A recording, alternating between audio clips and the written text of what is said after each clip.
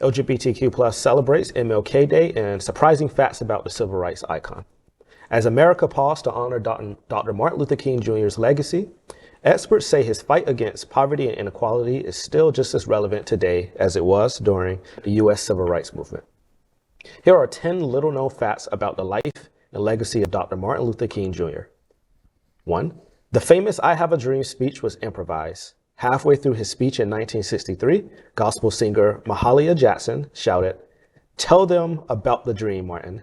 That prompted Martin to pivot to a sermon he had previously delivered. Number 2, the birth name of MLK was actually Michael King, but his father changed his own name and the King's name to Martin Luther King. Number 3, King decided at college to become a preacher. Number 4, in his 13 years as a civil rights leader, King was arrested 30 times, largely for misdemeanors and civil protest violations, according to the King Center. Number 5, according to the King Center, King wrote 5 books throughout his lifetime and published numerous collections of his letters and sermons. Number 6, he was a big fan of Lieutenant Nyota Uhura in Star Trek, played by Nichelle Nichols, and convinced her not to abandon the iconic role when she was planning to quit. Number 7, he survived previous assassination attempts. Number 8, King's mother, Alberta, was also assassinated. Number 9, the King family paid for the popular actress Julia Roberts' birth. And last but not least, did you know that he was 39 years old when he was killed? I thought it was at least a little older. But yeah, 39. Wow. What does MLK mean to you? You represent community tonight here at the table. MLK Day, it's important? I know there's a effort out there to make it seem like it's not an important day anymore, but to me, it's still important. Not only was Dr. King responsible for a lot of the rights that we have now, and I wish the younger generation would pay more attention, read more, and understand that this wasn't too long ago when Dr. King was alive and the civil rights movement happened. I have grandparents who are alive, but there were consequences, and we need to learn about that and understand what that means, even though there's a push to whitewash history or erase history. And while this day is important to me, just waking up today and going online and seeing all of the conservatives who tweet out Dr. King's quotes and he said this and he said that, while they're 100% going against everything he stood for. And to me, that's just hypocritical. Yeah, hypocritical. I know you're Gen Z. How old are you? 24. You're 24 years old. It might surprise you, it might not surprise you. Back starting in high school, for me, the discussion of a national holiday began and into college. And MLK, a national federal holiday, was not popular. If it would have been left to an American vote, I'm very sure that we would have voted no as Americans. First and foremost, because the people that should have a national holiday like this probably wouldn't vote, and they wouldn't turn up at the polls, just like what we have watched at midterms and other times. But it required a legislative push of a House and a Senate and a president that said, this is important. Even if the majority of Americans do not think so, it is important in terms of the representation for the Black African American community in America.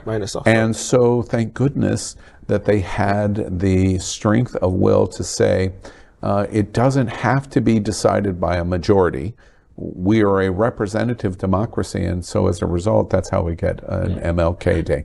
One other thing that I think is really interesting in terms of what King did, were you a Star Trek watcher? I was not. Okay. You're gonna have to talk to my mom. And this is why, very likely, I'm not going to speak for you, 24-year-old, the Gen Zers at the table, it's really important that we talk about our history, because the representation of your face at this story for LGBT in Queer News Tonight, Dr. King is referring to Nichelle Nichols on Star Trek. I was fanatical as a very young kid for Star Trek. And in the 1960s, when I'm watching Star Trek, Lieutenant Uhura was a face that you did not see on television. Wait, what's going on here?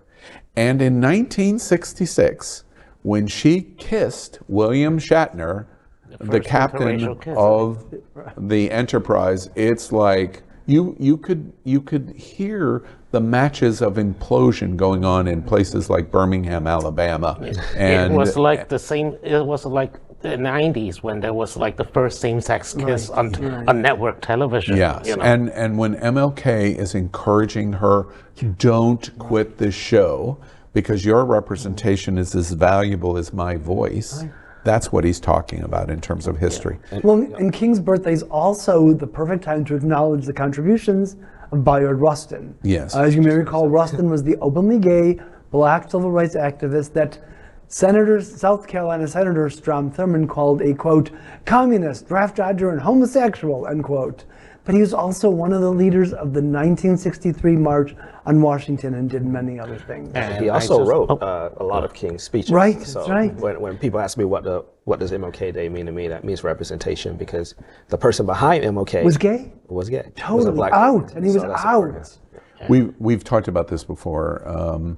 King doesn't have a lot of public record on LGBT, but it is impossible to assume that he was rejective of it because of Bayard Rustin. It's impossible.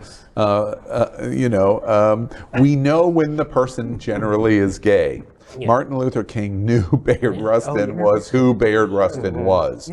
And still kept and pulled him close. One other thing that I want to point out, go ahead. No, actually, I really want to do this because Dr. Martin Luther King Jr. is also, I want to give a shout out to my alma mater, Boston University, because that's where he got his doctorate at the School of Theology. So that's what I want to say. Go Terriers. Okay, keep going. So Bayard Rustin has this dramatic effect on the March of Washington.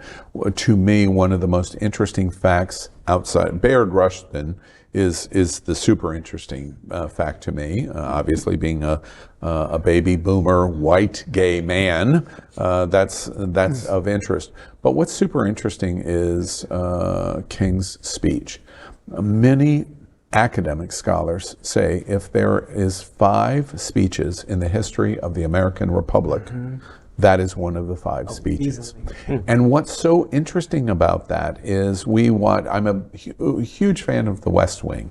And one of the big stories in the West Wing is the speech writer, the press secretary, how important words are, that you spend so much time crafting every single syllable and word in a speech because it lives forever, especially now with the internet, and it is designed to motivate to the conclusion that you want.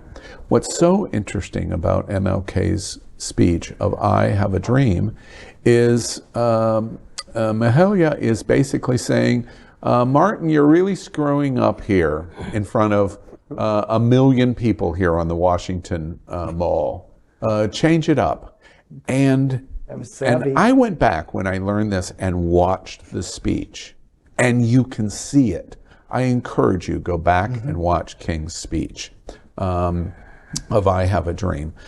He's doing a speech that is great. Okay, it's great. I mean, come on. It's Martin Luther King. But then there is an intention stop, and then there's a change. You watch him change course in that moment live. And then he draws on previous exploration and ideas of I have a dream to get to that mountaintop, and I might not be with you. And everybody goes, well, and I'm just speaking from my seat. That's the only seat I'm speaking from. Everybody goes, oh, he was prophetic. He knew he was going to be killed, whatever it was. No, it wasn't. He was being encouraged to be authentic. You're not being authentic, and this is your opportunity. And it is genius, because it becomes one of the academia says one of the 5 greatest speeches in the history of the American Republic, all done with no written words. Genius. 60s was a great time for speeches. I mean, we also got JFK That's not what the country can do for you, etc. Oh my God. But not only this, you know, that little fun fact about Julia Roberts. I'm a Julia Roberts fan, okay? I didn't know that his family paid for her birth. I didn't know that. I mean, how old am I now? And how is that information not, there's a connection there. I'm like, I knew I loved her for a reason. Yeah. One last thing. There's a saying behind every man is a powerful woman. I say behind every black leader is a powerful woman, but also a powerful black gay man as well. Yeah, or black yeah, person. absolutely. It's and you said the last word because we got to go to Josie. She's jonesing for the next story. The sad thing to me is that is the power and disappointment of black church in America, because black church is at the absolute pinnacle of trying to stop that. You can't. You can't keep your finger in the dike forever. Eventually, there's going to be a break. But to your point of black gay men that are in the choir in the churches, Leading the choir, leading the choir, maybe singing in the choir, showing the drama. You know, I go to all kinds of churches and I go, gosh, I wish it could be a great black church that I'm watching. Those are gay people that are doing that in the church. So, you know, it's a shame, but things will improve because we believe in Martin Luther King's dream. Yes, we do. LGBTQ plus news is vital for our community and for the broader world as a whole. We have enough enemies at Fox News. Tucker, Sean, and Lara are loud.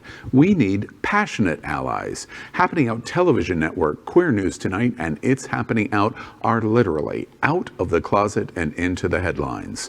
Our community needs your support. Like this broadcast and subscribe now to ensure the growth of the entire LGBTQ plus community.